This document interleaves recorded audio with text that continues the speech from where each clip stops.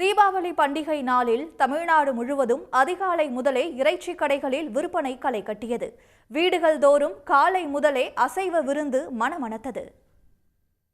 தீபாவளி திருநாள் மழையுடன் தொடங்கி இருந்தாலும் கொண்டாட்டங்களுக்கு கொஞ்சமும் குறைவில்லை. பண்டிகையை சுவை மிகுந்த நாளாக மாற்ற அசைவ பிரியர்கள் அதிகாலையிலேயே இறைச்சி கடைகளில் குவிந்திருந்தனர். கோவையில் வாடிக்கையாளர்களுக்காக பிராய்லர், நாட்டுக்கோழி, ஆட்டிறைச்சி மற்றும் மீன் கடைகள் சூரியன் உதிக்கும் முன்னரே திறக்கப்பட்டிருந்தன. காலை சிற்றுண்டியை அசைவ உணவுடன் தொடங்கும் வகையில் மக்கள் வரிசையில் நின்று இறைச்சி வகைகளை வாங்கிச் சென்றனர். தீபாவளி அப்படின்னு எடுத்தோம்னா நம்ம பொதுவாக வீட்டில் எல்லாருமே சேர்ந்து ஒன்றா சமைச்சு சாப்பிட்றோம் நாள். ஸோ அதனால் ஒரு பல்காக எடுக்கலாம் அப்படின்ற மாதிரி நாங்கள் எடுத்துருக்கோம். ஆமாம், கூட்டம் எல்லா பக்கமே களை கட்டுதுங்க. தீபாவளினாலே அப்படி தான் இருக்கும். கண்டிப்பாக ஒரு மாதம் விரதம் இருந்தோம். இன்றைக்கி ஐப்பசி தீபாவளி பண்டிகை.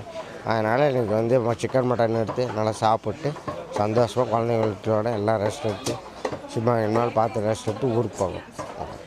புதுக்கோட்டையில் தீபாவளி பண்டிகையையொட்டி இறைச்சி கடைகளில் விற்பனை களைகட்டி இருந்தது. ஆட்டிறைச்சி கிலோ 950 ரூபாய்க்கும் கோழி இறைச்சி கிலோ 200 ரூபாய்க்கும் விற்பனையானது. மீன் கடைகளிலும் மக்கள் கூட்டம் அலைமோதியது.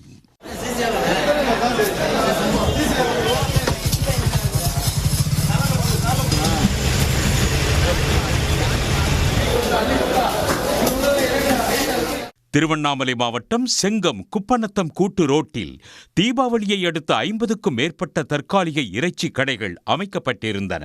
இதனால் கூட்ட நெரிசலின்றி மக்கள் தீபாவளி விருந்துக்காக விரும்பிய இறைச்சி ரகங்களை இல்லத்துக்கு வாங்கி சென்றனர். அதிக கடைகளால் ஏற்பட்ட போட்டி காரணமாக கிலோ 700 ரூபாய்க்கு விற்பனை செய்யப்பட்டதால் மக்கள் அதிக அளவில் ஆட்டிறைச்சியை வாங்கி சென்றனர். உடனுக்குடன் செய்திகளை தெரிந்து கொள்ள சன் நியூஸ் பெல் ஐகானை கிளிக் பண்ணுங்க.